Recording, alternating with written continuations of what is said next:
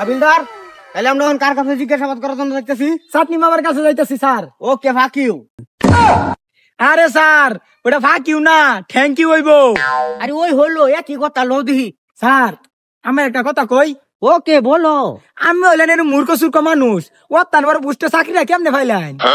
আরে তুমি কি চুদুর বুদুর অফিসার ভাবছো নাকি আমারে? 3 স্টার পুলিশ অফিসার, নিজের যোগ্যতায় 25 স্টার প্রতি 10 লাখ টাকা গুজা চাকরি লইছি। আরে তোর মতো বলা যদি হাবিলদারে চাকরি লইবার পাস, তাহলে আমি বড় অফিসার হলে সমস্যা কি? স্যার, স্টার স্যার হাবিলদার আমি, দুজি আমার 10 লাখ টাকা থাকতো, আজকে আমি দাঁড়াতে আমি থাকতাম। আমরা দুইজনেই দিছি ঘুষ, আঙ্গুর কেরি নাই দুই। ঘুষ ছাড়া কোনো কাজে যখন সফল হন যায় না, সফল হন যায় এক জায়গাতেই, হেডে লোক টিকটকে।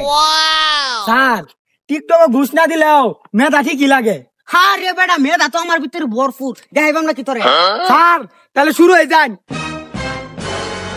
মানবতার আরেক নাম বুইড়া বেটি জামা। এ মাথা ঘুরতাছে রে। স্যার, কি কইলেন কিছুই তো বুঝলাম না। আরে তুই কি বুঝবি, আমি নিজেই তো বুঝছি না, যেটা মুগ্ধা পারে সেটাই কইছি। আচ্ছা তুই তাহলে ভালো একটা ভিডিও ভাই দেখো, আমি সাকিব খানের মতো শুটিং করে দেখাই।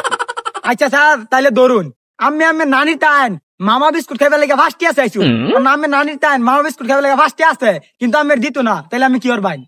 তখন আমি এই কাজটা করবো, চোখের মাঝে সেপ দা এই টিকটকটা করবো। আহা, নানি কত সুন্দর অভিনয় জানে রে, অভিনয় লাগে নানি সেরা রে। আরে স্যার ছাড়ুন, আমি নানি আমার মামা বিস্কুট খাইবে লেগে টিয়া দিত না, লেগে আমি আমার মারবাই। আচ্ছা দা তোরে মারছে এটা বাতি দে। আচ্ছা তুই ক অ্যাক্টিংটাতে করলাম, তোরা সাকিব খানের লাগছে না? কইছে সব নাশ করছে, কোন সাত আর কোন ভাত। আরে সর ফুটকি গন্ধার কাছে, তোর মতো হাবিলদার লগেরা আসছে 2 কোটি টাকা ঋণ রাখা অনেক ভালো।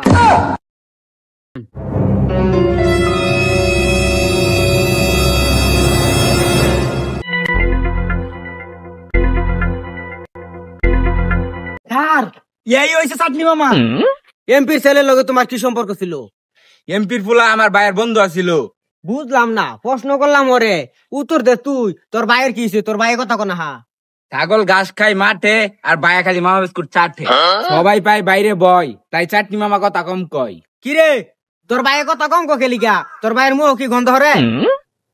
এই তোরা বাইরে সাতাইস না, বাইরে সাতাইলে কিন্তু মামা বিস্কুট তুই তোর সাইডটা দিব। স্যার, সলসাটা দিব কার বলে? আমরা তো 3 দিন ধরে গোসল করি না, লোন সলসা ছাড়াই লই। তুই তো শৈলচাটার কথা ভাবতাছ, আমি তো ভাবতাছি অন্য কিছু ছড়াই লইয়াম। অফিসার, আমার মুখ করে মামা বিস্কুট চাটার লেগে খুলে, অন্য কিছু লেগে যদি আমার মুখটা খুলে তাহলে তোর খবর খারাপ আছে। কি কবি কাজের কথা ক। আমার মনে হইতাছে এমপির পুতের খুনের লগে তুমি জড়িত আছো, আর তুমি হইলে এলাকার সবচেয়ে বড় সন্ত্রাসী। আরে চাটনি মামা সন্ত্রাস হইব কেমনে? হেই তো সন্ত্রাসের টার্গেটে আছে। আরে চাটনি মামা নিজেই তো একটা আসামি, আর যতগুলা মামা বিস্কুট সাইডটা না খাইছে, ততগুলা মেয়ের জীবন সাইডটা খাইছে। হ্যাঁ ধর্ষণ। হে জিল্লো, ওখানে হ্যান্ডকাপ লইয়া এর আমি ওখানে ভিতরে মরে দেম। না স্যার, আমি হ্যান্ড কামান মার দিতাম না, আমি যতবারই হ্যান্ড কামান মার গেছি ততবারই আসামি বলা গেছে গা। এইবার আর কোনো চান্স পাইতো না, ও জানে না ও কই দিছে। আর আমি হইলাম ইন্সপেক্টর বরবাদ, তুই তাড়াতাড়ি যা।